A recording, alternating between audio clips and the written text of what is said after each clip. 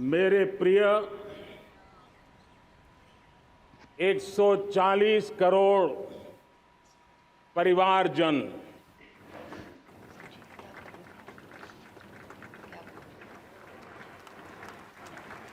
दुनिया का सबसे बड़ा लोकतंत्र और अब बहुत लोगों का अभिप्राय है कि जनसंख्या की दृष्टि से भी हम विश्व में नंबर 1 पर है। इतना बड़ा विशाल देश, 140 करोड़ देश कि मेरे भाई बहन, मेरे परिवारजन आज आजादी का पर्व मना रहे हैं। मैं देश के कोटि कोटि जनों को,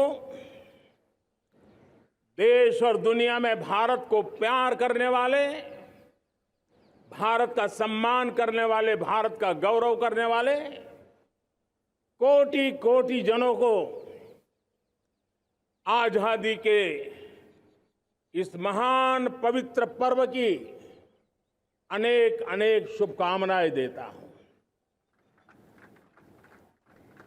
मेरे प्यारे परिवारजन, पूज्य बापू के नेतृत्व में असहयोग का आंदोलन, सत्याग्रह की मूवमेंट और भगत सिंह, सुखदेव, राजगुरु जैसे अनगिनत वीरों का बलिदान, उस पीढ़ी में शायद ही कोई व्यक्ति होगा जिसने देश की आजादी में अपना योगदान न दिया हो। मैं आज देश की आजादी के जंग में जिन जिन ने योगदान दिया है,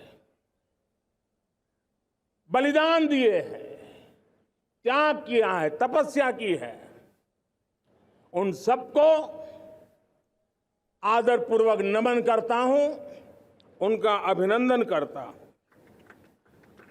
आज 15 अगस्त महान क्रांतिकारी और अध्यात्म जीवन के ऋषितुल्य प्रणेता श्री अरबिंदो की 150वीं जयंती पूर्ण हो रही है।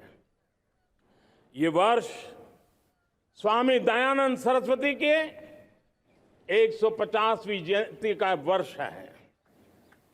ये वर्ष रानी दुर्गावती के 500वीं जन्मशती का बहुत ही पवित्र अवसर है, जो पूरा देश बड़े धामधूम से मनाने वाला है। ये वर्ष मीराबाई, भक्ति योग की सिरमौर मीराबाई के 525 वर्ष का भी ये पावन पर्व है। ये बार जो 26 जनवरी हम मनाएंगे वो हमारे गणतंत्र दिवस की 75वीं वर्षगांठ होगी। अनेक प्रकार से अनेक अवसर, अनेक संभावनाएं राष्ट्र निर्माण में जुटे रहने के लिए पल पल नई प्रेरणा, पल पल नई चेतना, पल पल सपने, पल पल संकल्प, शायद इससे बड़ा कोई अवसर नहीं हो सकता। मेरे प्यारे परिवारजन, इस बार प्राकृतिक आपदा ने देश के अनेक हिस्सों में अकल्पनीय संकट पैदा किए। जिन परिवारों ने इस संकट में सहन किया है, मैं उन सभी परिवारजनों के प्रति अपनी संवेदना प्रकट करता हूं और राज्य और केंद्र सरकार मिलकर के उन सभी संकटों से जल्दी से मुक्त होकर के फिर तेज गति से आगे बढ़ेंगे, ये मैं विश्वास दिलाता हूं। मेरे प्यारे परिवारजनों, पिछले कुछ सप्ताह नॉर्थ ईस्ट में, विशेषकर मणिपुर में और हिंदुस्तान के भी अन्य कुछ भागों में, लेकिन विशेषकर मणिपुर में जो हिंसा का दौर चला, कई लोगों को अपना जीवन खोना पड़ा, मां बेटियों के सम्मान के साथ खिलवाड़ हुआ। लेकिन कुछ दिनों से लगातार शांति की खबरें आ रही हैं। देश मणिपुर के लोगों के साथ है। देश मणिपुर के लोगों को पिछले कुछ दिनों से जो शांति बनाए रखी है, उस शांति के पर्व को आगे बढ़ाएं और शांति से ही समाधान का रास्ता निकलेगा। और राज्य और केंद्र सरकार मिलकर के उन समस्याओं के समाधान के लिए भरपूर प्रयास कर रही है, करती रहेगी। मेरे प्यारे परिवारजनों, जब हम इतिहास की तरफ नजर करते हैं तो इतिहास में कुछ पल ऐसे आते हैं जो अपनी अमिट छाप छोड़ करके जाते हैं और उसका प्रभाव सदियों तक रहता है। और कभी कभी शुरुआत में वो बहुत छोटा लगता है, छोटी सी घटना लगती है, लेकिन वो अनेक समस्याओं की जड़ बन जाती है। हमें याद है 1000-1200 साल पहले इस देश पर आक्रमण हुआ। एक छोटे से राज्य के छोटे से राजा का पराजय हुआ, लेकिन तब पता तक नहीं था कि एक घटना भारत को 1000 साल की गुलामी में फंसा देगी। और हम गुलामी में जकड़ते गए, जो आया लूटता गया, जो जिसका मन चाहा हम पे आके सवार हो गया। कैसा विपरीत काल रहा होगा वो 1000 साल का। मेरे प्यारे परिवारजनों, घटना छोटी क्यों ना हो, लेकिन 1000 साल तक प्रभाव छोड़ के रही है। लेकिन मैं आज इस बात का जिक्र इसलिए करना चाहता हूं कि भारत के वीरों ने इस कालखंड में कोई भूभाग ऐसा नहीं था, कोई समय ऐसा नहीं था जब उन्होंने देश की आजादी के लौ को जलता न रखा हो, बलिदान की परंपरा न बनाई हो।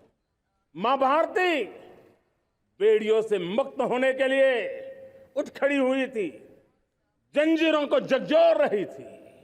और देश की नारी शक्ति, देश की युवा शक्ति, देश के किसान, देश के गांव के लोग, मजदूर, कोई हिंदुस्तानी ऐसा नहीं था जो आजादी के सपने को लेकर के जीता न हो। आजादी को पाने के लिए मर मिटने के लिए तैयार होने वालों की एक बड़ी फौज तैयार हो गई थी। जेलों में जवानी खपाने वाले अनेक महापुरुष हमारे देश की आजादी को, इन गुलामी की बेड़ियों को तोड़ने के लिए लगे हुए थे। मेरे प्यारे परिवारजनों, जन चेतना का वो व्यापक रूप, त्याग और तपस्या का वो व्यापक रूप, जन जन के अंदर एक नए विश्वास जगाने वाला वो पल आखिरकार 1947 में देश आजाद हुआ। 1000 साल की गुलामी में संजोए हुए सपने देशवासी पूरे करते हुए देखे। साथियों, मैं 1000 साल पहले की बात इसलिए कह रहा हूं, मैं देख रहा हूं फिर एक बार देश के सामने एक मौका आया है। इस ऐसे कालखंड में हम जी रहे हैं, ऐसे कालखंड में हमने प्रवेश किया है और यह हमारा सौभाग्य है कि भारत के ऐसे अमृत काल में, यह अमृत काल का पहला वर्ष है, या तो हम जवानी में जी रहे हैं या हम मां भारती की गोद में जन्म ले चुके हैं। और ये कालखंड, मेरे शब्द लिख करके रखिए मेरे प्यारे परिवारजनों, इस कालखंड में जो हम करेंगे, जो कदम उठाएंगे, जितना त्याग करेंगे, तपस्या करेंगे, सर्वजन हिताय सर्वजन सुखाय, एक के बाद एक फैसले लेंगे, आने वाले 1000 साल का देश का स्वर्णिम इतिहास उससे अंकुरित होने वाला है। इस कालखंड में होने वाली घटनाएं आगामी 1000 साल के लिए इसका प्रभाव पैदा करने वाली है। गुलामी की मानसिकता से बाहर निकला हुआ देश पंच प्राण को समर्पित होकर के एक नए आत्मविश्वास के साथ आज आगे बढ़ रहा है। नए संकल्पों को सिद्ध करने के लिए वो जी जान से जुड़ रहा है। मेरी भारत माता, जो कभी ऊर्जा का सामर्थ्य था लेकिन राख के ढेर में दबी पड़ी थी, वो भारत मां 140 करोड़ देशवासियों के पुरुषार्थ है, उनकी चेतना से, उनकी ऊर्जा से फिर एक बार जागृत हो चुकी है। मां भारती जागृत हो चुकी है। और मैं साफ देख रहा हूं दोस्तों, यही कालखंड है। पिछले 9-10 साल हमने अनुभव किया है, विश्व भर में भारत की चेतना के प्रति, भारत के सामर्थ्य प्रति एक नया आकर्षण, नया विश्वास, नई आशा पैदा हुई है। और ये प्रकाश पुंज जो भारत से उठा है, वो विश्व को उसमें अपने लिए ज्योति नजर आ रही है। विश्व को एक नया विश्वास पैदा हो रहा है। हमारा सौभाग्य है, कुछ ऐसी चीजें हमारे पास हैं जो हमारे पूर्वजों ने हमें विरासत में दी है और वर्तमान कालखंड ने गढ़ी है। आज हमारे पास डेमोग्राफी है, आज हमारे पास डेमोक्रेसी है, आज हमारे पास डाइवर्सिटी है। डेमोग्राफी, डेमोक्रेसी और डाइवर्सिटी की ये त्रिवेणी भारत के हर सपने को साकार करने का सामर्थ्य रखती है। आज पूरे विश्व में वहां देशों की उम्र ढल रही है, ढलाव पर है, तब भारत यौवन की तरफ ऊर्जावान होकर के बढ़ रहा है। कितने बड़े गौरव का कालखंड है कि आज 30 साल की कम आयु की जनसंख्या दुनिया में सर्वाधिक कहीं है तो ये मेरे भारत मां की गोद में है, ये मेरे देश में है। और 30 साल से कम उम्र की नौजवान हो मेरे देश के पास हो, कोटि कोटि भुजाएं हो, कोटि कोटि मस्तिष्क हो, कोटि कोटि सपने, कोटि कोटि संकल्प हो, तो भाइयों बहनों, मेरे प्रिय परिवारजनों, हम इच्छित परिणाम प्राप्त करके रह सकते हैं। मेरे प्यारे परिवारजनों, देश का भाग्य ऐसी घटनाएं बदल देती है, यह सामर्थ्य देश के भाग्य को बदल देता है। भारत 1000 साल की गुलामी और आने वाले 1000 साल के भव्य भारत के बीच में पड़ाव पर हम खड़े हैं, एक ऐसी संधि पर खड़े हैं। और इसलिए अब हमें न रुकना है, न दुविधा में जीना है। मेरे प्यारे प्रिय परिवारजनों, हमें खोई हुई उस विरासत का गर्व करते हुए, खोई हुई समृद्धि को प्राप्त करते हुए, हमें फिर एक बार, और ये बात मान के चले, हम जो भी करेंगे, हम जो भी कदम उठाएंगे, हम जो भी फैसला लेंगे, वो अगले 1000 साल तक अपनी दिशा निर्धारित करने वाला है, भारत के भाग्य को लिखने वाला है। मैं आज मेरे देश के नौजवानों को, मेरे देश की बेटे बेटियों को ये जरूर कहना चाहूंगा, जो सौभाग्य आज मेरे युवाओं को मिला है, ऐसा सौभाग्य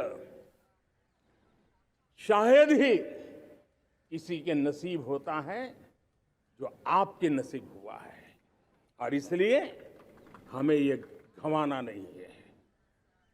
युवा शक्ति पर मेरा भरोसा है, युवा शक्ति में सामर्थ्य है, और हमारी नीतियां, हमारी रीतियां भी उस युवा सामर्थ्य को और बल देने के लिए है। आज मेरे युवाओं ने दुनिया में पहले 3 स्टार्टअप इकोसिस्टम में भारत को स्थान दिला दिया है। विश्व के युवाओं को अचंभा हो रहा है भारत के इस सामर्थ्य को लेकर के, भारत की इस ताकत को देख करके। आज दुनिया टेक्नोलॉजी ड्रिवन है और आने वाला युग टेक्नोलॉजी से प्रभावित रहने वाला है, और तब टेक्नोलॉजी में भारत की जो टैलेंट है उसकी एक नई भूमिका रहने वाली है।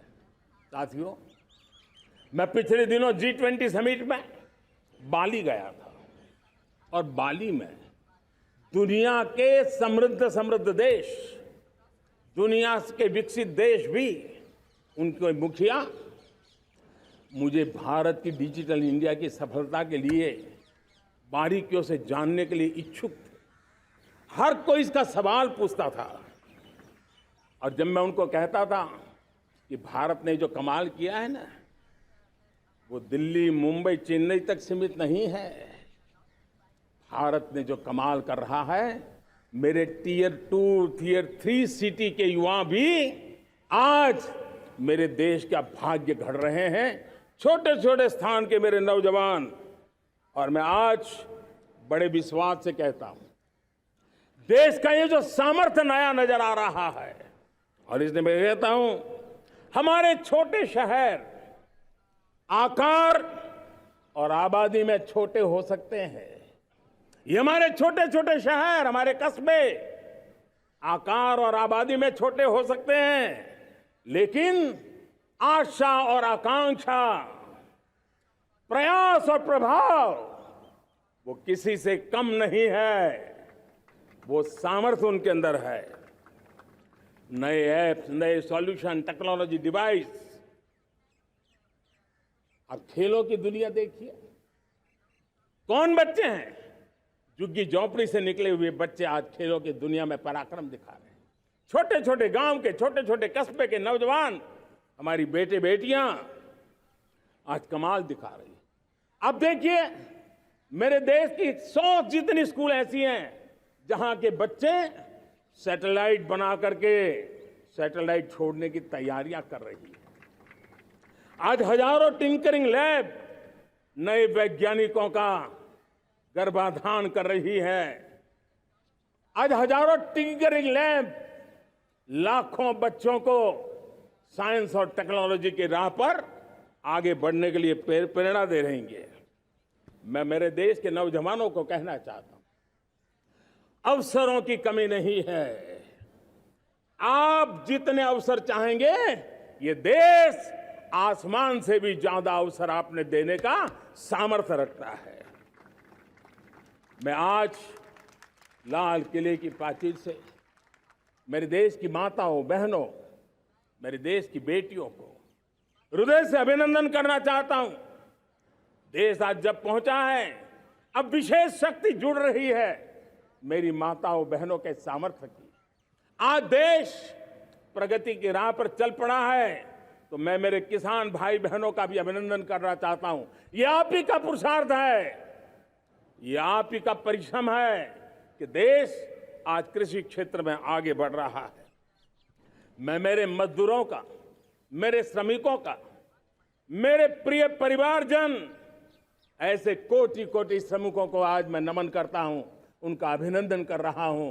देश आज जो आधुनिकता की ओर बढ़ रहा है, विश्व की तुलना करने वाले सामर्थ्य के साथ नजर आ रहा है, उसके पीछे मेरे देश के मजदूरों का, मेरे देश के श्रमिकों का बहुत बड़ा योगदान है। आज समय कहता है कि लाल किले की प्राचीर से मैं उनका अभिनंदन करूं, उनका अभिवादन करूं, और ये मेरे परिवारजन 140 करोड़ देशवासी, मेरे इन श्रमिकों का, रेहड़ी पटरी वालों का, फूल सब्जी बेचने वालों का हम सम्मान करते हैं। मेरे देश को आगे बढ़ाने में, मेरे देश को प्रगति की नई ऊंचाई पर ले जाने में प्रोफेशनल्स की बहुत बड़ी भूमिका है, बढ़ती रही है।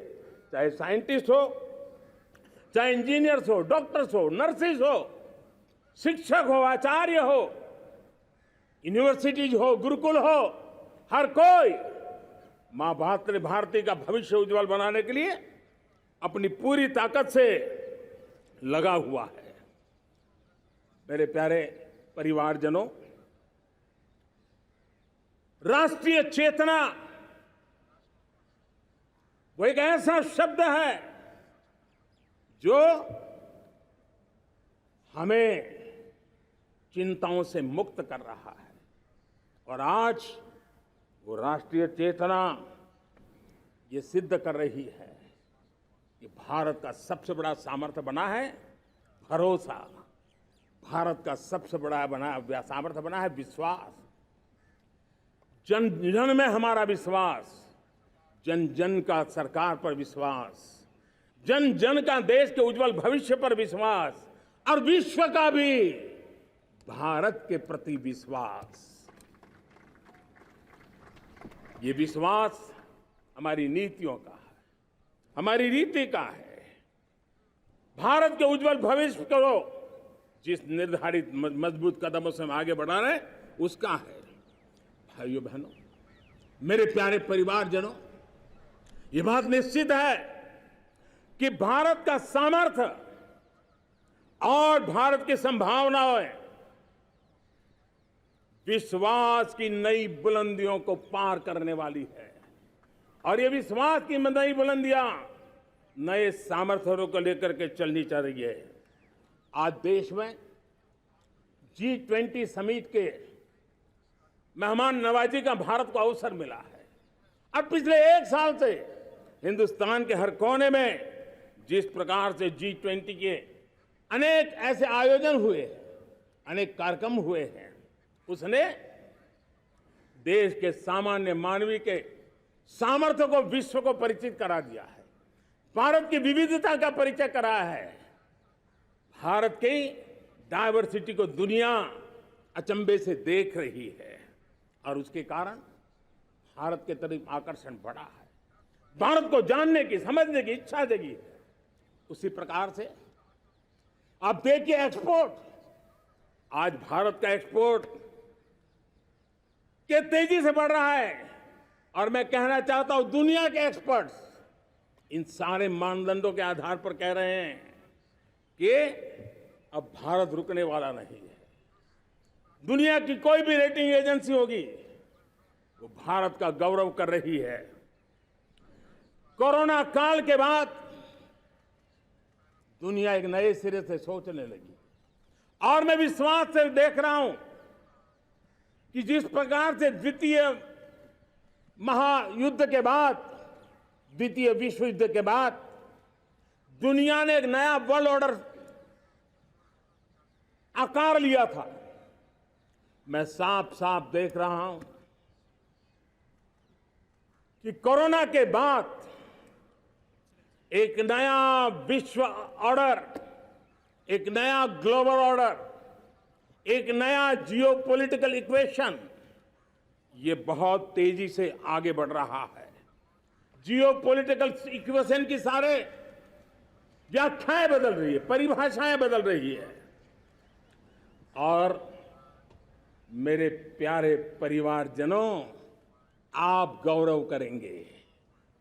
बदलते हुए विश्व को शेप देने में आज मेरे 140 करोड़ देशवासियों, आपका सामर्थ्य नजर आ रहा है। आप निर्णायक मोड़ पर खड़े हैं। और कोरोना काल में भारत ने जिस प्रकार से देश को आगे बढ़ाया, दुनिया ने हमारे सामर्थ्य को देखा है। जब दुनिया की सप्लाई चेन तहस नहस हो गई थी, बड़ी बड़ी अर्थव्यवस्थाओं पर दबाव था, उस समय भी हमने कहा था हमें विश्व का विकास देखना है तो मानव केंद्रीय होना चाहिए, मानवीय संवेदनाओं से भरा हुआ होना चाहिए, और तब जाकर के समस्याओं का सही समाधान निकालेंगे।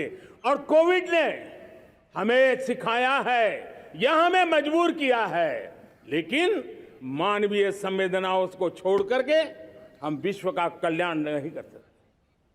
आज भारत ग्लोबल साउथ की आवाज बन रहा है। भारत की समृद्ध विरासत आज दुनिया के लिए एक अवसर बन रहा है। Global economy, global supply chain, इसमें भारत की हिस्सेदारी, मैं पक्का विश्वास से कहता हूं, आज जो भारत ने परिस्थिति पैदा हुई है, आज जो भारत ने कमाया है, वो दुनिया में स्थिरता की गारंटी लेकर के आया है। दोस्तों, अब न हमारे मन में, न 140 करोड़ मेरे परिवारजनों के मन में, और न ही दुनिया के मन में कोई इफ्स है, कोई बट्स है। विश्वास बन चुका है। मेरे प्यारे देशवासियों, अब गेंद हमारे पाले में है। हमें अवसर जाने नहीं देना चाहिए, हमें मौका छोड़ना नहीं चाहिए। भारत में मैं मेरे देशवासियों का इसलिए भी अभिनंदन करता हूं कि मेरे देशवासियों में एक निरक्षीर विवेक का सामर्थ्य है, समस्याओं की जड़ों को समझने का सामर्थ्य है। और इसलिए 2014 में मेरे देशवासियों ने 30 साल के अनुभव के बाद तय किया कि देश को आगे ले जाना है तो स्थिर सरकार चाहिए, मजबूत सरकार चाहिए, पूर्ण बहुमत वाली सरकार चाहिए। और देशवासियों ने एक मजबूत और स्थिर सरकार बनाई। और 3 दशकों के जो अनिश्चितता का कालखंड था, जो अस्थिरता का कालखंड था, जो राजनीतिक मजबूरियों से देश जकड़ा हुआ था, उससे मुक्ति मिली। मेरे प्यारे परिवारजनों, देश के पास आज एक ऐसी सरकार है, वो सर्वजन हिताय सर्वजन सुखाय, देश के संतुलित विकास के लिए समय का पल पल और जनता की पाई पाई, जनता की भलाई के लिए लगा रही है। और मेरी सरकार, मेरे देशवासियों का मन एक बात से जुड़ा हुआ है।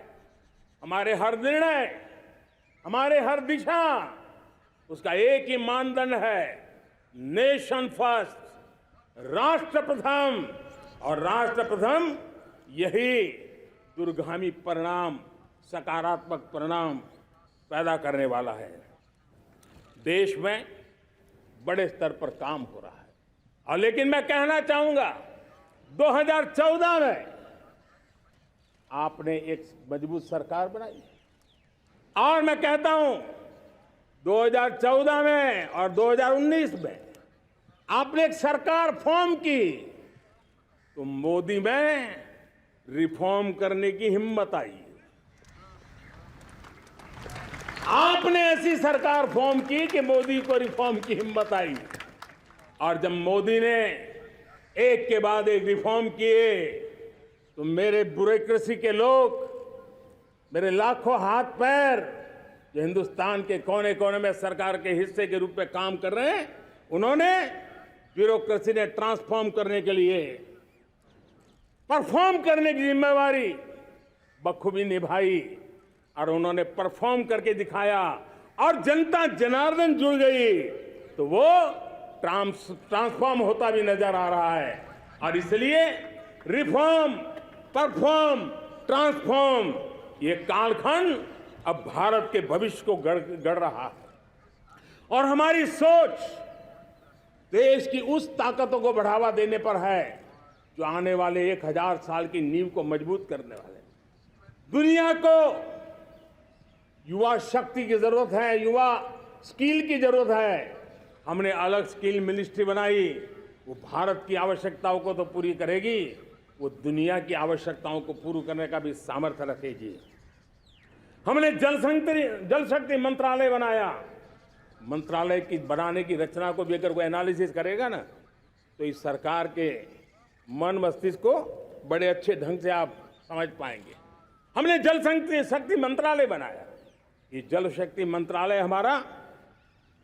हमारे देश के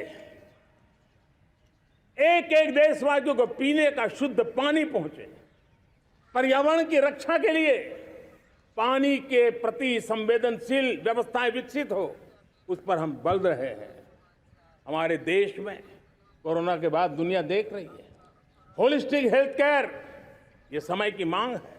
हमने अलग आयुष मंत्रालय बनाया और योग और आयुष आज दुनिया में अपना परचम लहरा रहे हैं। हमने दुनिया को हमारे कमिटमेंट के कारण विश्व का हमारे प्रति ध्यान गया है। अगर हम ही हमारे इस सामर्थ्य को नकार देंगे तो फिर दुनिया कैसे स्वीकार करेगी। लेकिन जब मंत्रालय बना तो दुनिया को भी उसका मूल्य समझ में आया। मत्स्य पालन, हमारा इतना बड़ा समुद्री तट, हमारे कोटि कोटि मछुआरे भाई बहन, उनका कल्याण भी हमारे दिलों में है। और इसलिए हमने अलग से मत्स्य पालन को लेकर के, पशुपालन को लेकर के, डेयरी को लेकर के अलग मंत्रालय की रचना की, ताकि समाज के जिस वर्ग के लोग पीछे रह गए उनको हम साथ लें। देश में सरकारी अर्थव्यवस्था के हिस्से होते हैं, लेकिन समाज की अर्थव्यवस्था का एक बड़ा हिस्सा है कोऑपरेटिव मूवमेंट। उसको बल देने के लिए, उसको आधुनिकता लाने के लिए और देश के कोने कोने में लोकतंत्र की एक सबसे बड़ी इकाई को मजबूत करने के लिए हमने अलग कोऑपरेटिव मंत्रालय बनाया। और वो हमारी सहकारी संस्थाएं उसका जाल बिछा रहा है, ताकि गरीब से गरीब की वहां सुनवाई हो, उसकी आवश्यकताओं की पूर्ति हो, और वो भी राष्ट्र के विकास की योगदान में एक छोटी इकाई का हिस्सा बनकर के उसमें वो योगदान दे रखें। हमने सहकार से समृद्धि का रास्ता अपनाया है। मेरे प्यारे परिवारजनों, जब हम लोग 14 में आए थे तो हम वैश्विक अर्थव्यवस्था में 10वें नंबर पर थे, और आज 140 करोड़ देशवासियों का पुरुषार्थ रंग लाया है कि हम विश्व की अर्थव्यवस्था में 5वें नंबर पर पहुंच चुके हैं। और ये ऐसे ही नहीं हुआ है। जो एक भ्रष्टाचार का राक्षस देश को दबोचे हुए थे, लाखों करोड़ के घोटाले अर्थव्यवस्था को डामाडोल कर रहे थे, गवर्नेंस फ्रेजाइल फाइल में देश की पहचान होने लगी थी, लीकेजेस को हमने बंद किया, मजबूत अर्थव्यवस्था बनाई, हमने गरीब कल्याण के लिए ज्यादा से ज्यादा धन खर्चने का प्रयास किया। और आज मैं देशवासियों को बताना चाहता हूं कि जब देश आर्थिक रूप से समृद्ध होता है तो सिर्फ तिजोरी नहीं भरती है, देश का सामर्थ्य बढ़ता है, देशवासियों का सामर्थ्य बढ़ता है। और तिजोरी का पाई पाई अगर ईमानदारी से जनता जनार्दन के लिए खर्च करने का संकल्प लेने वाली सरकार हो तो परिणाम के साथ है। मैं 10 साल का हिसाब तिरंगे की साक्षी में लाल किले की प्राचीर से मेरे देशवासियों को दे रहा हूं। आंकड़े देख करके आपको लगेगा इतना बड़ा बदलाव, इतना बड़ा सामर्थ्य। 10 साल पहले राज्यों को 30 लाख करोड़ रुपए भारत सरकार की तरफ से जाते थे। पिछले 9 साल में यह आंकड़ा 100 लाख करोड़ पर पहुंचा है। पहले स्थानीय निकाय के विकास के लिए भारत सरकार के खजाने से 70,000 करोड़ रुपया जाता था। आज वो 3 लाख करोड़ से भी ज्यादा जा रहा है।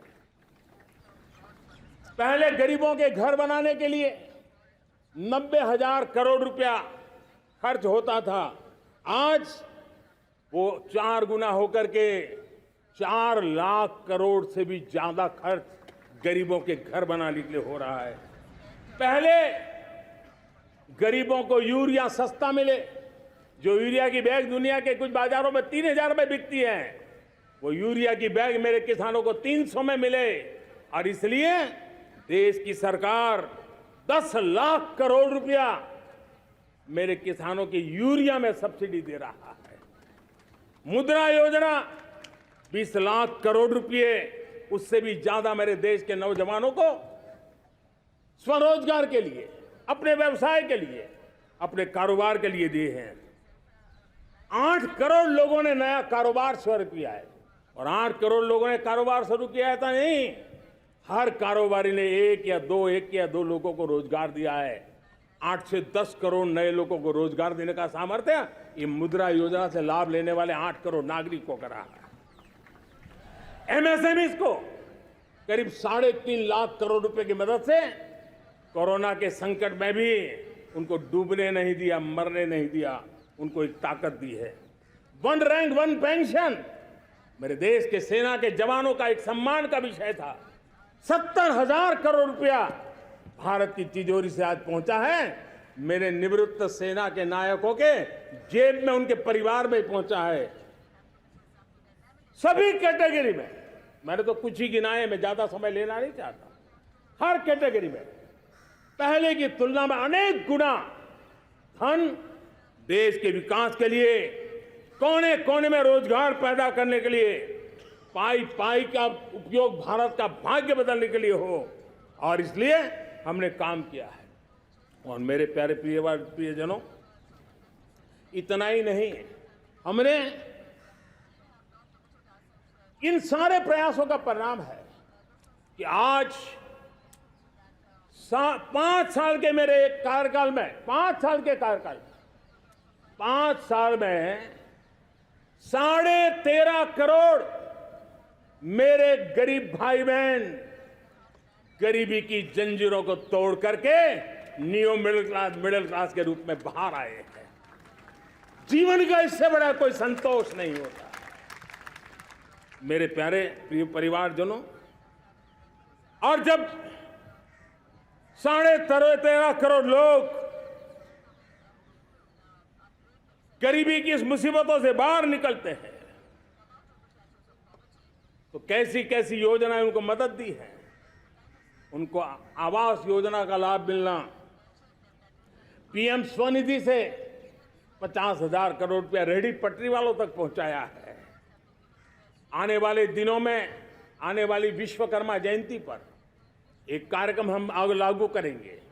इस विश्वकर्मा जयंती पर हम करीब 13-15 हजार करोड़ रुपया से, जो परंपरागत कौशल्य से रहने वाले लोग, जो औजार से और अपने हाथ से काम करने वाला वर्ग है, ज्यादातर ओबीसी समुदाय से, हमारे सुथार हो, हमारे सोनार हो, हमारे राजमिस्त्री हो, हमारे कपड़े धोने वाले काम करने वाले लोग हो, हमारे बाल काटने वाले भाई बहन परिवार हो, ऐसे लोगों को एक नई ताकत देने के लिए हम आने वाले महीने में विश्वकर्मा जयंती पर विश्वकर्मा योजना लॉन्च करेंगे और करीब 13-15 हजार करोड़ से उसका प्रारंभ करेंगे।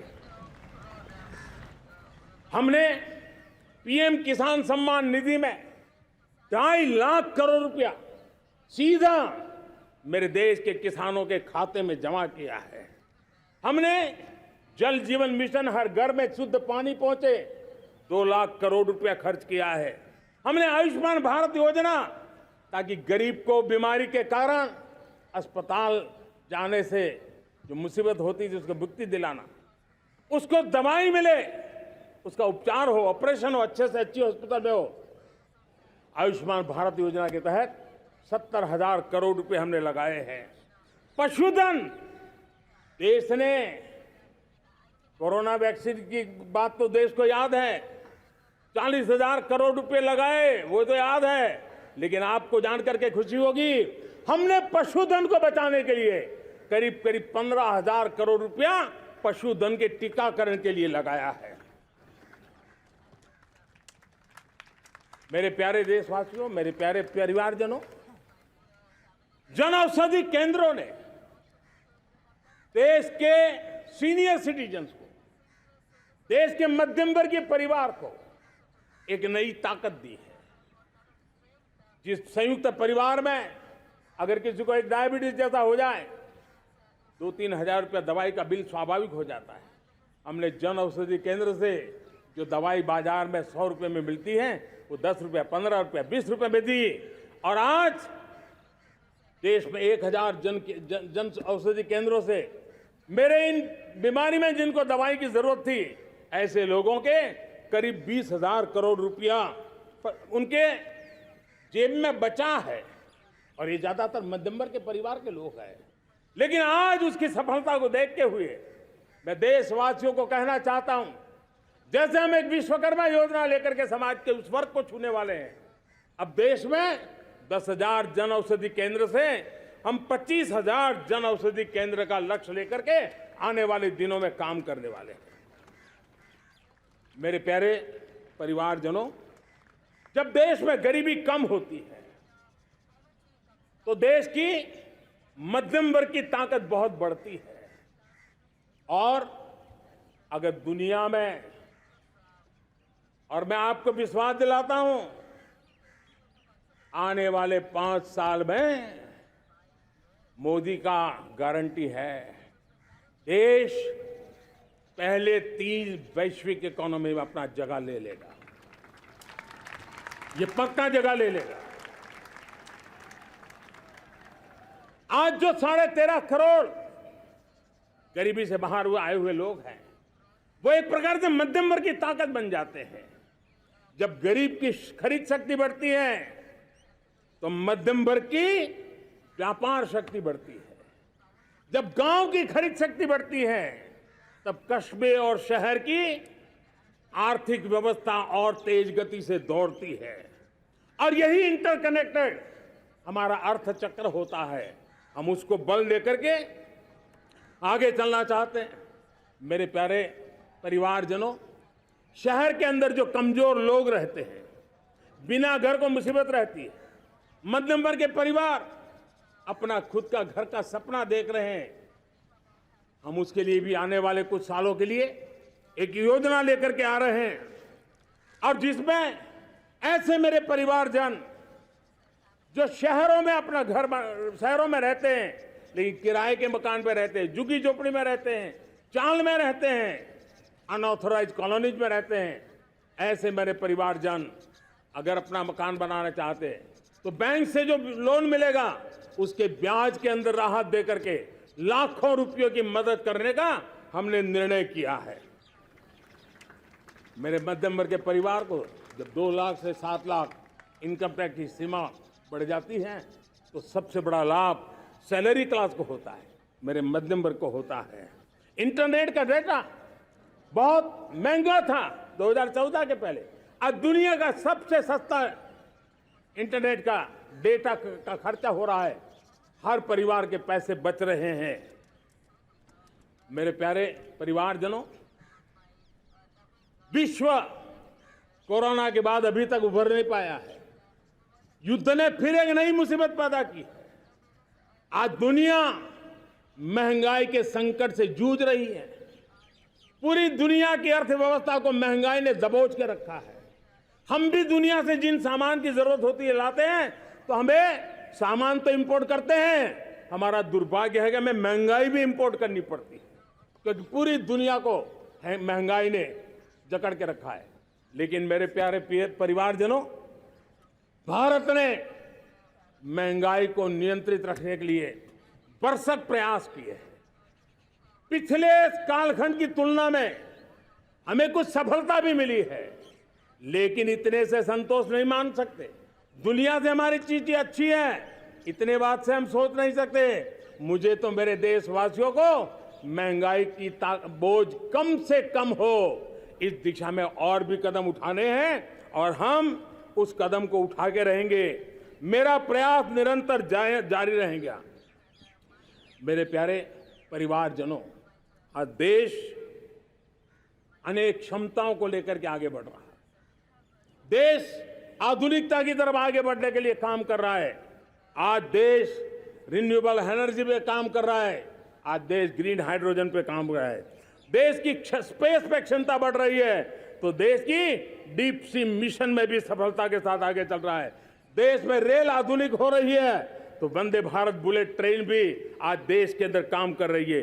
गांव-गांव पक्की सड़कें बन रही है तो इलेक्ट्रिक बसें, मेट्रो की रचना भी आज देश में हो रहे हैं। आज गांव-गांव तक इंटरनेट पहुंच रहा है तो क्वांटम कंप्यूटर के लिए भी देश तय कर रहता है। नैनो यूरिया, नैनो डीएपी उस पर काम हो रहा है तो दूसरी तरफ जैविक खेती पर भी हम बल दे रहे हैं। आज किसान उत्पादक संघ एफपीओ का निर्माण हो रहा है तो हम सेमीकंडक्टर का भी निर्माण करने के लिए चाह रहे हैं। हम दिव्यांग जनों के लिए एक सुगम भारत के निर्माण के लिए काम करते हैं तो हम पैरालंपिक में भी हिंदुस्तान का तिरंगा झंडा गाड़ने के लिए मेरे दिव्यांग जनों को सामर्थ्यवान बना रहे हैं। हम खिलाड़ियों को स्पेशल ट्रेनिंग दे रहे हैं।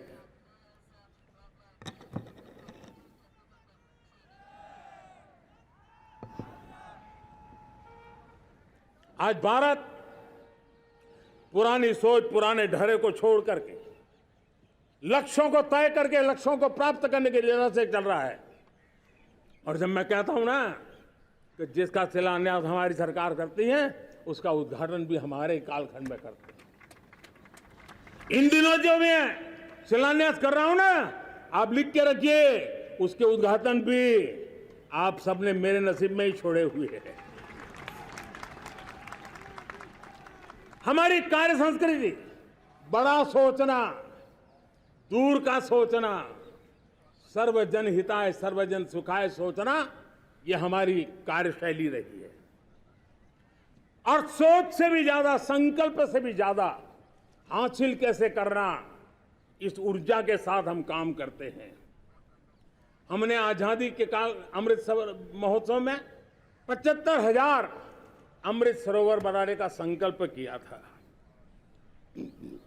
उस समय हमने हर जिले में 75 अमृत सरोवर बनाने का संकल्प किया था।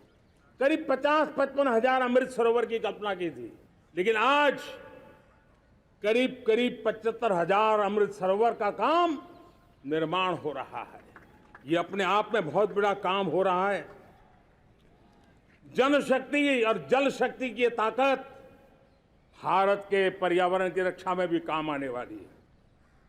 18,000 गांवों तक बिजली पहुंचाना, जनधन बैंक खाते खोलना, बेटियों के लिए शौचालय बनाना, सारे टारगेट समय के पहले पूरी शक्ति से पूरे करेगा। और जब भारत ठान लेता है तो उसे पूरा करके रहता है। ये हमारा ट्रैक रिकॉर्ड कहता है। 200 करोड़ वैक्सीनेशन का काम, दुनिया हमें जब पूछती है 200 करोड़ सुनती है, उनकी आंखें फट जाती है। इतना बड़ा काम ये मेरे देश के आंगनवाड़ी वर्कर, हमारी आशा वर्कर, हमारी हेल्थ वर्कर, उन्होंने करके दिखाया। यह मेरे देश का सामर्थ्य है। 5G को रोल आउट किया, दुनिया में सबसे तेज गति से 5G रोल आउट करने वाला मेरा देश है। 700 से अधिक जिलों तक हम पहुंच चुके हैं और अब 6G की भी तैयारी कर रहे हैं। हमने टास्क फोर्स बना दिया है। रिन्यूएबल एनर्जी, हम टारगेट से पहले चले हैं। हमने रिन्यूएबल एनर्जी 2030 का जो टारगेट तय किया था, 21-22 में इसको पूरा कर दिया। हमने इथेनॉल में 20% ब्लेंडिंग की बात कही थी, वो भी हमने समय से 5 साल पहले पूरा कर दिया।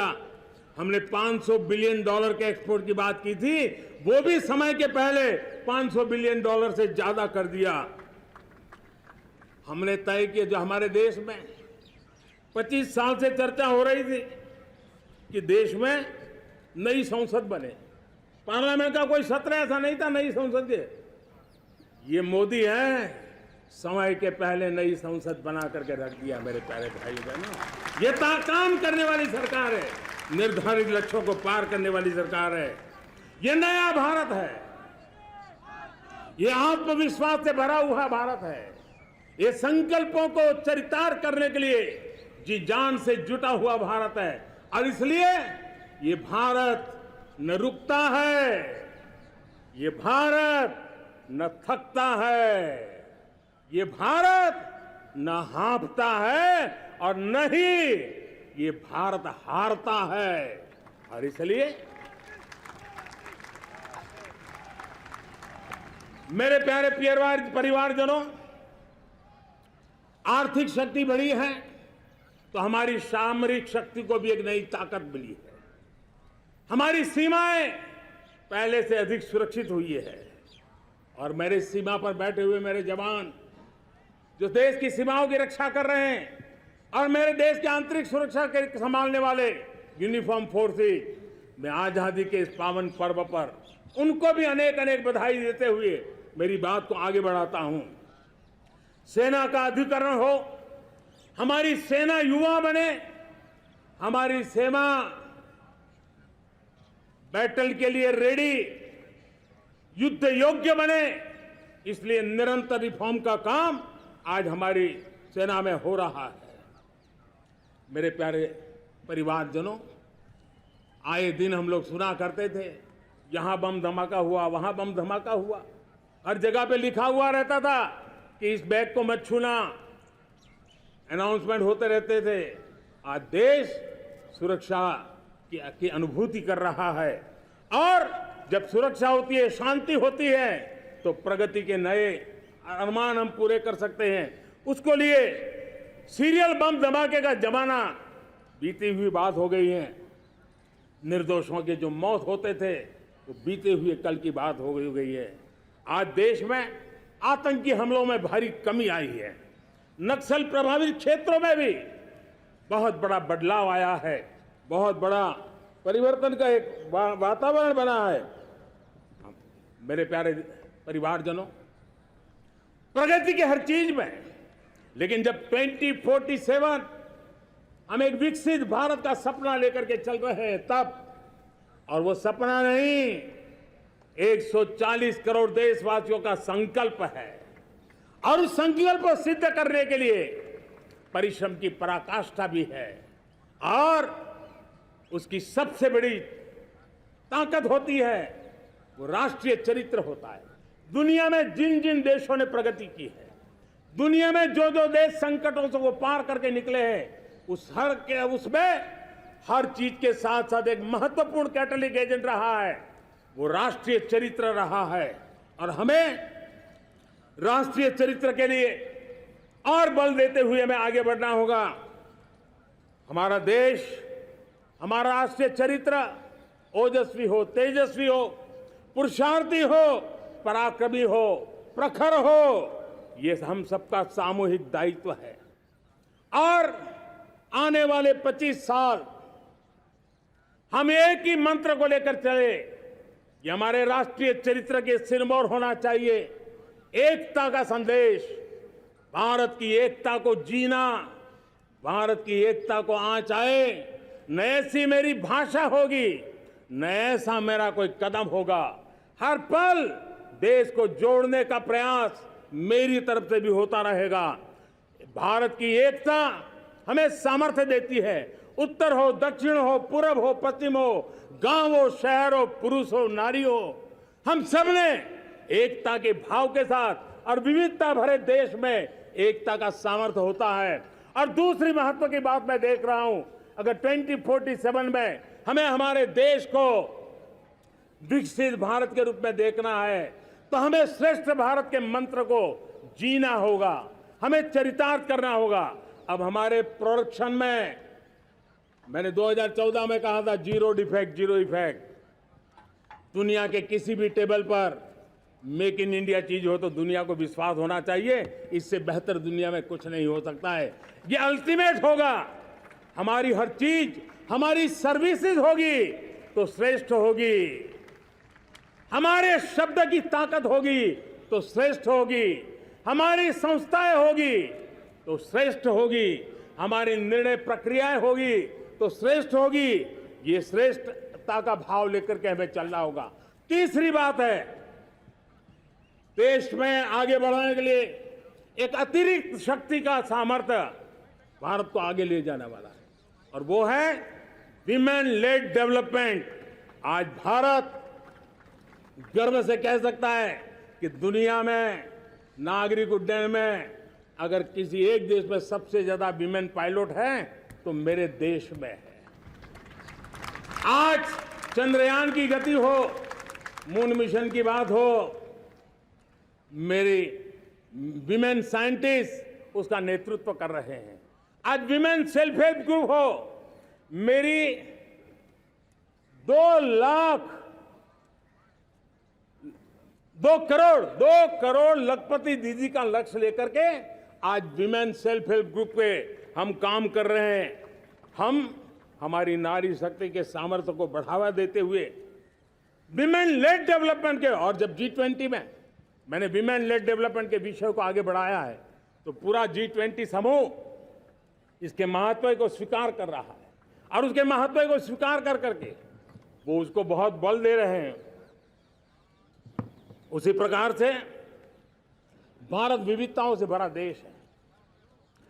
असंतुलित विकास के हम शिकार रहे हैं। मेरा पराया का के कारण हमारे देश के कुछ हिस्से उसके शिकार रहे हैं। अब हमें रीजनल एस्पिरेशंस को, संतुलित विकास को बल देना है और रीजनल एस्पिरेशंस को लेकर के उस भावना को हमें सम्मान देते हुए, जैसे हमारी भारत मां का कोई, हमारा शरीर का कोई अंग अगर अविकसित रहे तो हमारा शरीर विकसित नहीं माना जाएगा। हमारा शरीर का कोई अंग दुर्बल रहे तो हमारा शरीर स्वस्थ नहीं माना जाएगा। वैसे ही मेरी भारत माता, उसका कोई एक भूभाग भी, समाज का कोई तबका भी अगर दुर्बल रहे तो मेरी भारत माता समर्थ है, स्वस्थ है, ऐसा बैठ करके हम नहीं बैठ सकते।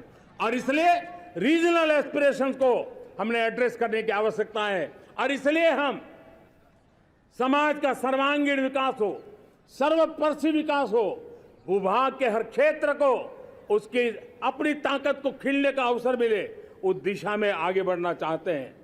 मेरे प्यारे परिवारजनों, भारत एक मदर ऑफ डेमोक्रेसी है। भारत मॉडल ऑफ डाइवर्सिटी भी है। भाषाएं अनेक हैं, बोलियां अनेक हैं, परिधान अनेक हैं, विविधताएं बहुत है। हमने उन सारे लोगों को, सारों को आधार पर आगे बढ़ना है। मेरे प्यारे परिवारजनों, देश के जब मैं एकता की बात करता हूं तब अगर घटना मणिपुर में होती है तो पीड़ा महाराष्ट्र में होती है।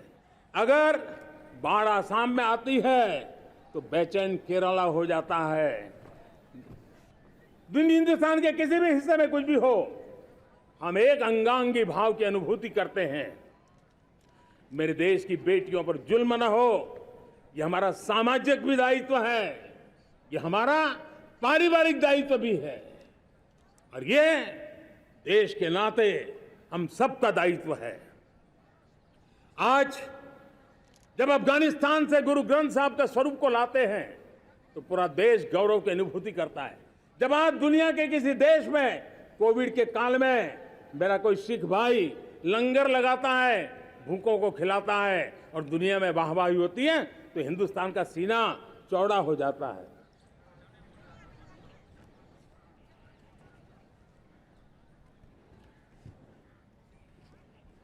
मेरे प्यारे परिवारजनों, हमारे लिए जब नारी सम्मान की बात करते हैं, मुझे अभी एक देश में दौरा कर रहा था तो वहां एक बहुत ही सीनियर मिनिस्टर, उसने मुझे एक सवाल पूछा। उसने कहा, आपके यहां बेटियां साइंस और इंजीनियरिंग के विषयों की पढ़ाई करती हैं क्या? उसमें क्या था, मैंने उनको कहा, आज मेरे देश में लड़कों से ज्यादा बेटियां आज स्टेम यानी साइंस, टेक्नोलॉजी, इंजीनियरिंग और मैथ्स, अधिकतम भाग मेरी बेटियां ले रही है। तो उनके लिए अचरज था। ये सामर्थ्य आज हमारे देश का देख रहा है। मेरे प्यारे परिवारजनों, आज 10 करोड़ महिलाएं विमेन सेल्फ हेल्प में जुड़ी हुई है। और विमेन सेल्फ हेल्प ग्रुप के साथ आप गांव में जाएंगे तो आपको बैंक वाली दीदी मिलेगी, आपको आंगनवाड़ी वाली दीदी मिलेगी, आपको दवाई देने वाली दीदी मिलेगी। और अब मेरा सपना है 2 करोड़ लखपति दीदी बनाने का, गांव में 2 करोड़ लखपति दीदी। और इसके लिए एक नया अभिगम भेजा, साइंस और टेक्नोलॉजी। हमारे गांव की महिलाओं का भी सामर्थ्य देखता हूं मैं, और इसलिए हम एक नई योजना सोच रहे हैं कि हमारे एग्रीकल्चर सेक्टर में टेक्नोलॉजी आए, एग्रीटेक को बल मिले। इसलिए विमेन सेल्फ हेल्प ग्रुप की बहनों को हम ट्रेनिंग देंगे, ड्रोन चलाने की, ड्रोन रिपेयरिंग की हम ट्रेनिंग देंगे, और हजारों ऐसे विमेन सेल्फ हेल्प ग्रुप को भारत सरकार ड्रोन देगी, ट्रेनिंग देगी, और हमारे एग्रीकल्चर के काम में ड्रोन की सेवाएं उपलब्ध हो। इसके लिए हम शुरुआत करेंगे। प्रारंभ हम 15,000 विमेन सेल्फ हेल्प ग्रुप के द्वारा ये ड्रोन की उड़ान का हम आरंभ कर रहे हैं। मुझे विश्वास है कि इसके कारण हमारे परिवारजनों का, मेरे प्यारे परिवारजनों, आज देश आधुनिकता की तरफ बढ़ रहा है। हाईवे हो, रेलवे हो, एयरवे हो, हाईवेज हो, इंफॉर्मेशन वेज, वाटरवेज हो, कोई क्षेत्र ऐसा नहीं है जिस क्षेत्र को आगे बढ़ाने की दिशा में आज देश काम न करता हो। पिछले 9 वर्ष में तटीय क्षेत्रों में हमने, आदिवासी क्षेत्र में, हमारे पहाड़ी क्षेत्र में विकास को बहुत बल दिया है। हमने पर्वतमाला, भारतमाला ऐसी योजनाओं के द्वारा समाज के उस वर्ग को हमने बल दिया है। हमने गैस की पाइपलाइन से हमारे पूर्वी भारत को जोड़ने का काम किया है। हमने अस्पतालों की संख्या बढ़ाई है, हमने डॉक्टर की सीटें बढ़ाई है ताकि हमारे बच्चे डॉक्टर बनने का सपना पूरा कर सके। हमने मातृभाषा में पढ़ाने पर बल दिया है, अब मातृभाषा में वो पढ़ाई कर सके उस दिशा में। और मैं भारत के सुप्रीम कोर्ट का भी धन्यवाद करता हूं कि भारत की सुप्रीम कोर्ट ने कहा है कि आप जो जजमेंट देंगे उसका जो ऑपरेटिव पार्ट होगा वो जो अदालत में आया है उसकी भाषा में उसको उपलब्ध होगा। मातृभाषा का महात्म्य आज बढ़ रहा है। मेरे प्यारे भाई परिवारजनों, आज तक हमारे देश के जो बॉर्डर विलेज हैं, हमने वाइब्रेंट बॉर्डर विलेज का एक कार्यक्रम शुरू किया है। और वाइब्रेंट बॉर्डर विलेज, अब तक इसके लिए कहा जाता था देश के आखिरी गांव। हमने उस पूरी सोच को बदला है, वो देश का आखिरी गांव नहीं है। सीमा पर जो नजर आ रहा है वो मेरे देश का पहला गांव है। अगर सूरज उगता है पूरब में तो उस तरफ के गांव में पहली सूरज की किरण आती है। अगर सूरज ढलता है तो इस तरफ के गांव में आखिरी किरण उसका लाभ मिलता है। ये मेरे पहले गांव है और मुझे खुशी है कि आज मेरे इस कार्यक्रम के विशेष मेहमान, ये जो पहले गांव है, सीमावर्ती गांव है, उसके 600 प्रधान आज इस लाल किले की प्राचीर के इस महत्वपूर्ण कार्यक्रम का हिस्सा बनने के लिए आए। पहली बार वो इतनी दूर तक आए हैं, नए संकल्प और सामर्थ्य के साथ जुड़ने के लिए आए हैं। मेरे प्यारे परिवारजनों, हमने संतुलित विकास के लिए एस्पिरेशनल डिस्ट्रिक्ट, एस्पिरेशनल ब्लॉक की कल्पना की और आज उसके सुखद परिणाम मिल रहे हैं। आज राज्य के जो नॉर्मल पैरामीटर्स हैं, जो एस्पिरेशनल डिस्ट्रिक्ट कभी बहुत पीछे थे, वो आज राज्य में भी अच्छा करने लग गए हैं। और मुझे विश्वास है कि आने वाले दिनों में ये हमारे आकांक्षी जिले, हमारे आकांक्षी बॉल अवश्य आगे बढ़ेंगे। जैसे मैंने कहा था, भारत का चरित्र की चर्चा कर रहा था, तो मैंने पहला कहा था भारत की एकता, दूसरा कहा था भारत श्रेष्ठता की तरफ बल दें, तीसरा कहा था विमेन लेड डेवलपमेंट की मैंने बात कही थी, और मैं आज एक बात और कहना चाहता हूं कि हम जैसे रीजनल एस्पिरेशन, मैंने चौथी बात कही थी, पांचवी महत्व की बात, और भारत ने उस दिशा में ध्यान, और वो है हमारा राष्ट्रीय चरित्र विश्व मंगल के लिए सोचने वाला होना चाहिए। हमें देश को इतना मजबूत बनाना है जो विश्व मंगल के लिए भी अपनी भूमिका अदा करे। और आज कोरोना के बाद मैं देख रहा हूं जिस प्रकार से संकट की घड़ी में देश ने दुनिया की मदद की, उसका परिणाम है कि आज दुनिया में हमारा देश एक विश्व मित्र के रूप में, विश्व का अटूट साथी के रूप में आज मेरे देश की पहचान बनी है। हमें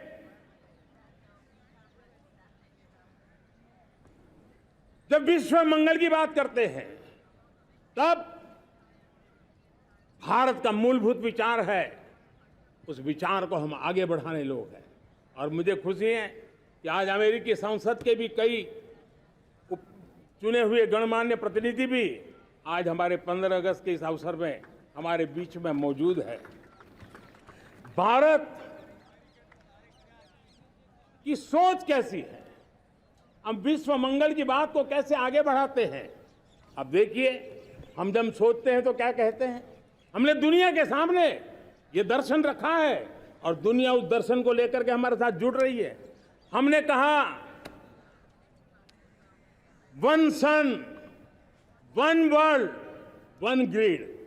रिन्यूएबल एनर्जी के क्षेत्र में एक बहुत बड़ा हमारा स्टेटमेंट है, आज दुनिया उसको स्वीकार कर रही है। कोविड के बाद हमने दुनिया को कहा हमारा अप्रोच होना चाहिए वन अर्थ, वन हेल्थ। समस्याओं का समाधान तभी होगा जब मानव को, पशु को, पौधे को बीमारी के संबंध में समान रूप से एड्रेस किया जाएगा, तब जाकर के हम करेंगे। हमने G20 समिट के लिए दुनिया के सामने कहा है one world, one family, one future. इस सोच को लेकर के चल रहे हैं। हमने क्लाइमेट को लेकर के दुनिया जो संकट से जूझ रही है, हमने रास्ता दिखाया है, लाइफ मिशन लॉन्च किया है, लाइफस्टाइल फॉर एनवायरनमेंट। हमने दुनिया के सामने इंटरनेशनल सोलर अलायंस बनाया और आज दुनिया के कई देश इंटरनेशनल सोलर अलायंस का हिस्सा बन रहे हैं। हमने बायोडायवर्सिटी का महत्व देखते हुए बिग कैट अलायंस की व्यवस्था को हमने आगे बढ़ाया है। हमने प्राकृतिक आपदा के कारण, ग्लोबल वार्मिंग के कारण इंफ्रास्ट्रक्चर का जो नुकसान होता है, उसके लिए दूरगामी व्यवस्थाओं की जरूरत है। और इसलिए coalition for disaster resilient infrastructure, CDRI, एक समाधान के रूप में दुनिया को दिया है। विश्व आज समुद्रों को संघर्ष का केंद्र बना रहा है, तब हमने दुनिया को सागर का प्लेटफॉर्म दिया है जो वैश्विक समुद्री शांति की गारंटी बन सकता है। हमने पारंपरिक चिकित्सा पद्धतियों को बल देते हुए WHO का एक ग्लोबल लेवल का सेंटर हिंदुस्तान में बनाने की दिशा में काम किया है। हमने योग और आयुष के द्वारा विश्व कल्याण और विश्व के स्वस्थता की दिशा में काम किया है। और आज भारत विश्व मंगल की मजबूत नींव डाल रहा है। इस मजबूत नींव को आगे बढ़ाना हम सबका काम है, हम सबकी जिम्मेवारी है। मेरे प्यारे परिवारजनों, सपने अनेक है, संकल्प साफ है, नीतियां स्पष्ट है, नियत के सामने कोई सवाल या निशान नहीं है। लेकिन कुछ सच्चाइयों को हमें स्वीकार करना पड़ेगा और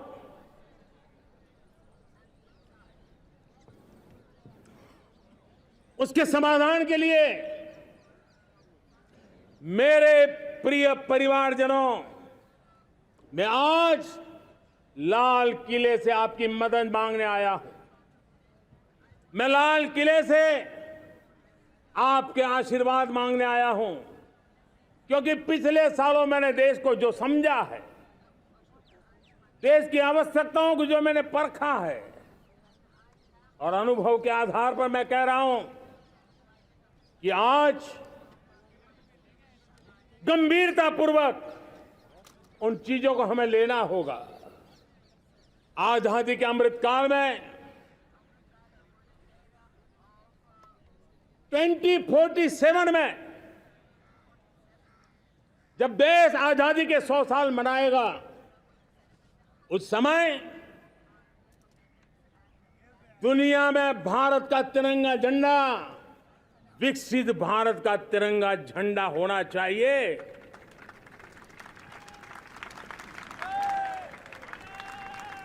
रत्ती भर भी हमें रुकना नहीं है, पीछे नहीं हटना है। और इसके लिए शुचिता, पारदर्शिता और निष्पक्षता, ये पहली मजबूती की जरूरत है। हमें उस मजबूती को जितना ज्यादा खाद पानी दे सकते हैं, संस्थाओं के माध्यम से दे सकते हैं, नागरिक के नाते दे सकते हैं, परिवार के नाते दे सकते हैं, ये हमारा सामूहिक दायित्व होना चाहिए। और इसलिए पिछले 75 साल का इतिहास देखिए, भारत के सामर्थ्य में कोई कमी नहीं थी। अरे जो देश कभी सोना की चिड़िया कहा जाता था, वो देश क्यों न फिर से उस सामर्थ्य को लेकर के खड़ा हो सकता है। मेरा अटूट विश्वास है साथियों, मेरे प्रिय परिवारजनों, मेरा अखंड अटूट एक निष्ठ विश्वास है कि 2047 में जब देश आजादी के 100 साल मनाएगा, मेरा देश विकसित भारत बन के रहेगा। और ये मैं मेरे देश के सामर्थ्य के आधार पर कह रहा हूं, मेरे उपलब्ध संसाधनों के आधार पर कह रहा हूं, और सबसे ज्यादा 30 से कम आयु वाली मेरी युवा शक्ति के भरोसे कह रहा हूं, मेरी माताओं बहनों के सामर्थ्य के भरोसे कह रहा हूं। लेकिन उसके सामने अगर कोई रुकावट है, कुछ विकृतियां पिछले 75 साल में ऐसे घर कर गई है, हमारी समाज व्यवस्था का ऐसा हिस्सा बन गई है कि कभी कभी तो हम आंख भी बंद कर देते हैं। अब आंख बंद करने का समय नहीं है। अगर सपनों को सिद्ध करना है, संकल्प को पार करना है, तो हमें ये आंख मिचौली बंद करके, आंख में आंख मिला करके 3 बुराइयों से लड़ना बहुत समय की मांग है। हमारे देश की सारी समस्याओं की जड़ में भ्रष्टाचार ने दिमक की तरह देश की सारी व्यवस्थाओं को, देश के सामर्थ्य को पूरी तरह नोच लिया है। भ्रष्टाचार से मुक्ति, भ्रष्टाचार के खिलाफ जंग हर इकाई में, हर क्षेत्र में। और मैं देशवासियों, मेरे प्रिय परिवारजनों, ये मोदी के जीवन का कमिटमेंट है। ये मेरे व्यक्तित्व का एक कमिटमेंट है कि मैं भ्रष्टाचार के खिलाफ लड़ाई लड़ता रहूंगा। दूसरा, हमारे देश को नोच लिया है परिवारवाद ने। इस परिवारवाद ने देश को जिस प्रकार से जकड़ के रखा है, उसने देश के लोगों का हक छीना है। और तीसरी बुराई तुष्टीकरण की है। ये तुष्टीकरण में भी देश के मूलभूत चिंतन को, देश के सर्व समावेशक हमारे राष्ट्रीय चरित्र को दाग लगा दिए हैं, तहस नहस कर दिया है इन लोगों ने। और इसलिए मेरे प्यारे देशवासियों, इसलिए मेरे प्यारे परिवारजनों, हमें इन 3 बुराइयों के खिलाफ पूरे सामर्थ्य के साथ लड़ना है। भ्रष्टाचार, परिवारवाद, तुष्टीकरण, ये चुनौतियां हमारे, ये ऐसी चीजें पनपी है जो हमारे देश के लोगों का जो आकांक्षा है उसका दमन करती है। हमारे देश के कुछ लोगों के पास जो छोटा मोटा सामर्थ्य है उसका शोषण करती है। ये ऐसी चीजें हैं जो हमारे लोगों की आशा आकांक्षाओं को सवाल या निशान में गाड़ देती है। हमारे गरीब हो, हमारे दलित हो, हमारे पिछड़े हो, हमारे पसमानदा हो, हमारे आदिवासी भाई बहन हो, हमारी माताएं बहनें हो, हमने सबने उनके हकों के लिए इन 3 बुराइयों से मुक्ति पानी है। हमें भ्रष्टाचार के खिलाफ एक नफरत का माहौल बनाना है। जैसे गंदगी हमें नफरत पैदा करती है ना मन में, गंदगी पसंद नहीं है, ये सार्वजनिक जीवन की इससे बड़ी कोई गंदगी नहीं हो सकती। और इसलिए हमारे स्वच्छता अभियान को एक नया मोड़ ये भी देना है कि हमें भ्रष्टाचार से मुक्ति पानी है। सरकार टेक्नोलॉजी से भ्रष्टाचार की मुक्ति के लिए बहुत प्रयास कर रही है। आपको जानकर के हैरानी होगी, इस देश में पिछले 9 साल में एक काम मैंने ऐसे किया, आंकड़ा सुनोगे तो लोग कहेंगे मोदी ऐसा करता है, जैसे 10 करोड़ लोग करीब करीब जो गलत फायदा उठाते थे वो मैंने रोक दिया। तो आप में से कोई कहेगा आपने लोगों से अन्याय कर दिया। जी नहीं, ये 10 करोड़ कौन लोग थे? ये 10 करोड़ वो लोग थे जिनका जन्म ही नहीं हुआ था और उनके नाम पर उनके विडो हो जाते थे, वो वृद्ध हो जाते थे, वो दिव्यांग हो जाते थे, फायदे लिए जाते थे। 10 करोड़ ऐसे बेनामी जो चीजें चलती थी उसको रोकने का पवित्र काम, भ्रष्टाचारियों की संपत्ति जो हमने जब्त की है ना, वो पहले की तुलना में 20 गुना ज्यादा की है। मेरे प्यारे परिवारजनों, ये आपकी कमाई का पैसा लोग लेकर के भागे थे, 20 गुना ज्यादा संपत्ति को जब्त करने का। और इसलिए लोगों की मेरे प्रति नाराजगी होना बहुत स्वाभाविक है, लेकिन मुझे भ्रष्टाचार के खिलाफ की लड़ाई को आगे बढ़ाना है। हमारे सरकारी व्यवस्था ने पहले कैमरा के सामने तो कुछ हो जाता था, लेकिन बाद में चीजें अटक जाती थी। हमने पहले की तुलना में कई गुना ज्यादा अदालत में चार्जशीट की है और अब जमानतें भी नहीं मिलती हैं। वैसी पक्की व्यवस्था को लेकर के हम आगे बढ़ रहे हैं, क्योंकि हम ईमानदारी से भ्रष्टाचार के खिलाफ लड़ रहे हैं।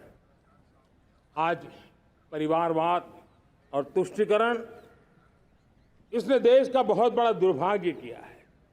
अब लोकतंत्र में ये कैसे हो सकता है कि पॉलिटिकल पार्टी, और मैं विशेष बल दे रहा हूं पॉलिटिकल पार्टी, आज मेरे देश के लोकतंत्र में एक ऐसी विकृति आई है जो कभी भारत के लोकतंत्र को मजबूती नहीं दे सकती। और वो क्या है बीमारी? परिवारवादी पार्टियां। और उनका तो मंत्र क्या है? Party of the family, by the family and for the family. इनका तो जीवन मंत्र यही है कि उनकी पॉलिटिकल पार्टी, उनका राजनीतिक दल परिवार का, परिवार के द्वारा और परिवार के लिए, परिवारवाद और भाई भतीजावाद प्रतिभाओं के दुश्मन होते हैं, योग्यता को नकारते हैं, सामर्थ्य को स्वीकार नहीं करते हैं। और इसलिए परिवारवाद इस देश के लोकतंत्र की मजबूती के लिए उसकी मुक्ति जरूरी है। सर्वजन हिताय सर्वजन सुखाय, हर किसी को हक मिले इसलिए, और सामाजिक न्याय के लिए भी ये बहुत। उसी प्रकार से तुष्टीकरण ने सामाजिक न्याय का सबसे बड़ा नुकसान किया। अगर सामाजिक न्याय को तबाह किसने किया है तो ये तुष्टीकरण की सोच, तुष्टीकरण की राजनीति, तुष्टीकरण का सरकारी योजनाओं का तरीका, इसने सामाजिक न्याय को मौत के घाट उतार दिया है। और इसलिए हमें तुष्टीकरण, भ्रष्टाचार, ये विकास का सबसे बड़ा दुश्मन है। अगर देश विकास चाहता है, देश 2047 विकसित भारत का सपना का साकार करना चाहता है, तो हमारे लिए आवश्यक है कि हम किसी भी हालत में देश में भ्रष्टाचार को सहन नहीं करेंगे। इस मूड को लेकर के चलना चाहिए। मेरे प्यारे परिवारजनों, हम सबका एक बहुत बड़ा महत्वपूर्ण दायित्व है। आपने जिस प्रकार से जिंदगी जी है, हमारे आने वाली पीढ़ी को ऐसी जिंदगी जीने के लिए मजबूर करना, यह हमारा गुनाह है। यह हमारा दायित्व है कि हमारे आने वाली पीढ़ी को हम ऐसा समृद्ध देश दें, ऐसा संतुलित देश दें, ऐसा सामाजिक न्याय की धरोहर वाला देश दें, ताकि छोटी छोटी चीजों को पाने के लिए उन्हें कभी भी संघर्ष न करना पड़े। हम सभी का कर्तव्य, हर नागरिक का कर्तव्य है, और ये अमृत काल कर्तव्य काल है। हम कर्तव्य से पीछे नहीं उठ सकते। हमें वो भारत बनाना है जो पूज्य बापू के सपनों का था। हमें वो भारत बनाना है जो हमारे स्वतंत्र सेनानियों का सपना था। हमें वो भारत बनाना है जो हमारे वीर शहीदों का था, हमारी वीरांगनाओं का था, जिन्होंने मातृभूमि के लिए अपना जीवन दे दिया था। मेरे प्यारे परिवारजनों, मैं जब 2014 में आपके पास आया था, तब 2014 में मैं परिवर्तन का वादा लेकर के आया था। 2014 में मैंने आपको वादा किया था, मैं परिवर्तन लाऊंगा, और 140 करोड़ मेरे परिवारजन, आपने मुझ पे भरोसा किया और मैंने विश्वास पूरा करने की कोशिश की। रिफॉर्म, परफॉर्म, ट्रांसफॉर्म, वो 5 साल जो वादा था वो विश्वास में बदल गया, क्योंकि मैंने परिवर्तन का वादा किया था। रिफॉर्म, परफॉर्म, ट्रांसफॉर्म के द्वारा मैंने इस वादे को विश्वास में बदल दिया। कठोर परिश्रम किया है, देश के लिए किया है, शान से किया है, सिर्फ और सिर्फ नेशन फर्स्ट, राष्ट्र सर्वोपरि, इस भाव से किया है। 2019 में परफॉर्मेंस के आधार पर आप सबने मुझे फिर से आशीर्वाद दिया। परिवर्तन का वादा मुझे यहां ले आया, परफॉर्मेंस मुझे दोबारा ले आया, और आने वाले 5 साल अभूतपूर्व विकास के हैं। 2047 के सपने को साकार करने का सबसे बड़ा स्वर्णिम पल आने वाले 5 साल है। और अगली बार 15 अगस्त को इसी लाल किले से मैं आपको देश की उपलब्धियां, आपके सामर्थ्य, आपके संकल्प, उसमें हुई प्रगति, उसकी जो सफलता है, उसके गौरवगान, उससे भी अधिक आत्मविश्वास के सामने, आपके सामने मैं प्रस्तुत करूंगा। मेरे प्यारे प्रियजनों, मेरे परिवारजनों, मैं आप में से आता हूं, मैं आपके बीच से निकला हूं, मैं आपके लिए जीता हूं। अगर मुझे सपना भी आता है तो आपके लिए आता है। अगर मैं पसीना भी बहाता हूं तो आपके लिए बहाता हूं, क्योंकि इसलिए नहीं कि आपने मुझे दायित्व दिया है, मैं इसलिए कर रहा हूं कि आप मेरे परिवारजन हैं, और आपके परिवार के सदस्य के नाते मैं आपके किसी दुख को देख नहीं सकता हूं, मैं आपके सपनों को चूर चूर होते नहीं देख सकता हूं, मैं आपके संकल्प को सिद्धि तक ले जाने के लिए आपका एक साथी बन करके, आपका एक सेवक बन करके, आपके साथ जुड़े रहने का, आपके साथ जीने का, आपके लिए जूझने का मैं संकल्प लेकर के चला हुआ इंसान हूं। और मुझे विश्वास है, हमारे पूर्वजों ने आजादी के लिए जो जंग लड़ा था, जो सपने देखे थे, वो सपने हमारे साथ है।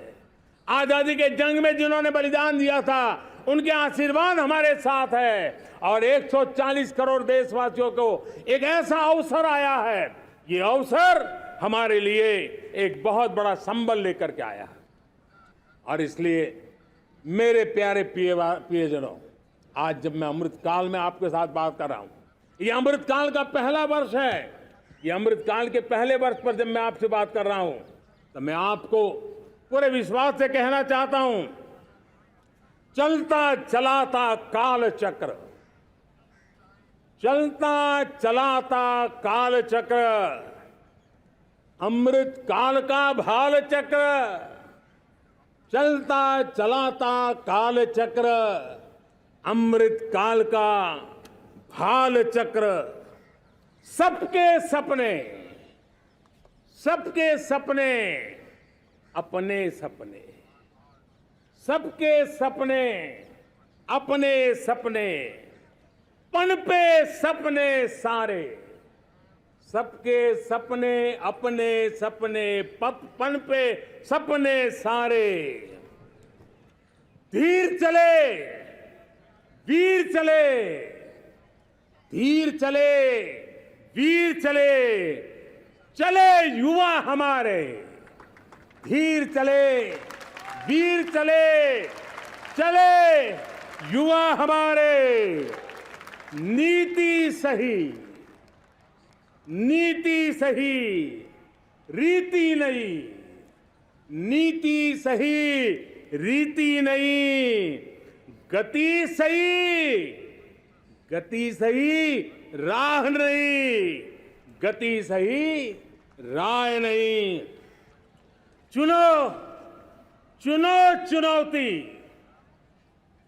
चुनो चुनौती सीना तान, चुनो चुनौती सीना तान, जग में बढ़ाओ देश का नाम, चुनो चुनौती सीना तान, जग में बढ़ाओ देश का नाम। मेरे प्यारे परिवारजनों, हिंदुस्तान के कोने कोने में बैठे हुए मेरे परिवारजन, दुनिया के कोने कोने में जाकर के बसे हुए मेरे परिवारजन, आप सबको आजादी के पावन पर्व की फिर एक बार मैं बहुत बहुत शुभकामनाएं देता हूं। ये अमृतकाल हम सबके लिए कर्तव्य काल है। ये अमृतकाल हम सबको मां भारती के लिए कुछ कर गुजारने का काल है। आजादी का जब जंग चल रहा था 1947 के पहले, जो पीढ़ी ने जन्म लिया था उन्हें देश के लिए मरने का मौका मिला था। वो देश के लिए मरने के लिए मौका नहीं छोड़ते थे, लेकिन हमारे नसीब में देश के लिए मरने का मौका नहीं है। लेकिन हमारे लिए देश के लिए जीने का ये इससे बड़ा कोई अवसर नहीं होता। हमें पल पल देश के लिए जीना है। इसी संकल्प के साथ इस अमृतकाल में 140 करोड़ देशवासियों के सपने संकल्प भी बनाने हैं। 140 करोड़ देशवासियों के संकल्प को सिद्धि में भी परिवर्तित करना है और 2047 का जब तिरंगा झंडा फहरेगा तो विश्व एक विकसित भारत का गुणगान करता होगा। इसी विश्वास के साथ, इसी संकल्प के साथ मैं आप सबको अनेक अनेक शुभकामनाएं देता हूं, बहुत बहुत बधाई देता हूं। जय हिंद, जय हिंद, जय हिंद। भारत माता की, भारत माता की, भारत माता की। वंदे वंदे वंदे। बहुत बहुत धन्यवाद।